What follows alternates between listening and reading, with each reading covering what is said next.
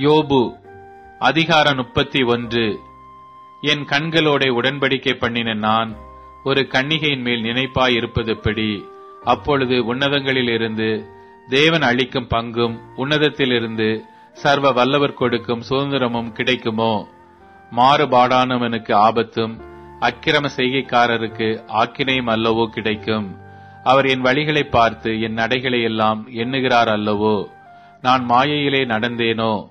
என் கால் கபடு செய்ய தீவிரித்ததோ என்று சுமுத்திரையான தராசிலே தேவன் என்னை நிறுத்து என் உத்தமத்தை அறிவாராக.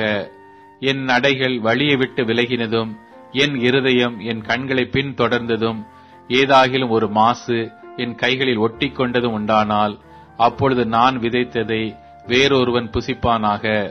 என் பயிர்கள் வேறற்று போக கடவது. என் மனம் யாதொரு ஸ்திரியின் மேல் மயங்கி அயலானுடைய வாசலை நான் எட்டி பார்த்ததுண்டானால், அப்பொழுது என் மனைவி வேறொருவனுக்கு மாவரைப்பாளாக. வேற்று மனிதர் அவள் மேல் சாய்வார்களாக. அது தோஷம். அது நியாயாதிபதிகளால் விசாரிக்கப்படும் அக்கிரமமாமே. அது பாதாள பரியந்தம் பட்சிக்கும் அக்கினியாய் என் சம்பத்தை எல்லாம் நிர்மூலமாக்கும்.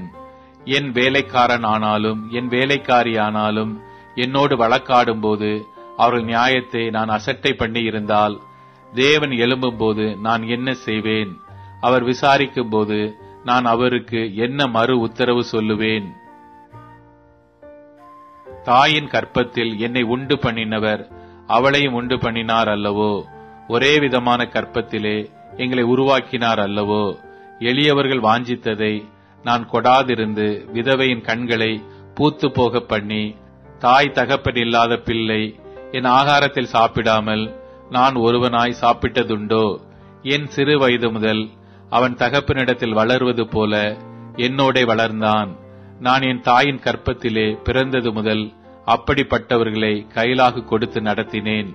ஒருவன் உடுப்பில்லாததினால் மடிந்து போகிறதையும் ஏழைக்கு மூட வஸ்திரம் இல்லாதிருக்கிறதையும் நான் கண்டபோது, அவனின் ஆட்டு மயிர் கம்பளியினாலே அனல் கொண்டதினால் அவன் இடை என்னை புகழாதிருந்ததும், ஒலிமுக வாசலில் எனக்கு செல்வாக்கு உண்டென்று நான் கண்டு திக்கற்றவனுக்கு விரோதமாய் என் கையை நீட்டினதும் உண்டானால், என் கைப்பட்டை தோளிலிருந்து சரிந்து என் புயத்து எலும்பு முறிந்து போவதாக. தேவன் ஆக்கினை இடுவார் என்றும் அவருடைய மகத்துவத்தை உத்தரிக்க கூடாது என்றும் எனக்கு பயங்கரமாயிருந்தது. நான் பொன்னின் மேல் என் நம்பிக்கையை வைத்து தங்கத்தை பார்த்து, நீ என் ஆதரவு என்று நான் சொன்னதும், என் ஆஸ்தி பெரியதென்றும் என் கைக்கு மிகுதியும் கிடைத்ததென்றும் நான் மகிழ்ந்ததும், சூரியன் பிரகாசிக்கும் போதும் அல்லது சந்திரன் மகிமையாய் செல்லும் போதும் நான் அதை நோக்கி என் மனம் ரகசியமாய் மயக்கப்பட்டு என் வாய் என் கையை முத்தி செய்ததுண்டானால், இதுவும் நியாயாதிபதிகளால் விசாரிக்கப்படத்தக்க அக்கிரமமாயிருக்கும். அதனால் உன்னதத்தில் இருக்கிற தேவனை மறுதலிப்பேனே. என் பகைஞனுடைய ஆபத்திலே நான் மகிழ்ந்து பொல்லாப்பு அவனுக்கு நேரிட்ட போது களி கூர்ந்திருந்தேனோ? அவன் ஜீவனுக்கு சாபத்தை கொடுக்கும்படி விரும்பி வாயினால் பாவம் செய்ய நான் இடம் கொடுக்கவில்லை. அவன் இனத்தார்களில் திருப்தியாகாதவனை காண்பிப்பவன் யார் என்று என் கூடாரத்தின் மனுஷர் சொல்லார்களோ? பரதேசி வீதியிலே தங்கினதில்லை. வழிபோக்கனுக்கு என் வாசல்களை திறந்தேன்.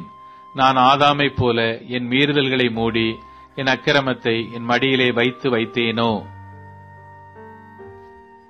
திரளான என் கூட்டத்துக்கு நான் பயந்ததினாலாவது, இனத்தார் ஜனத்தார் பண்ணும் இகழ்ச்சி என்னை திடுக்கிட பண்ணினதினாலாவது, நான் பேசாதிருந்து வாசற்படியை விட்டு புறப்படாதிருந்தேனோ? என் வழக்கை கேட்கிறவன் ஒருவன் இருந்தால் நலமாயிருக்கும். இதோ சர்வ வல்லவர் எனக்கு உத்தரவு அருளி செய்யவும் என் எதிராளி தன் வழக்கை எழுதி கொடுக்கவும் எனக்கு விருப்பம் உண்டு. அதை நான் என் தோளின் மேல் வைத்து எனக்கு கிரீடமாக தரித்துக் கொள்வேனே. அவனுக்கு நான் என் நடைகளை தொகை தொகையாய் காண்பித்து ஒரு பிரபுவைப் போல அவனிடத்தில் போவேன்.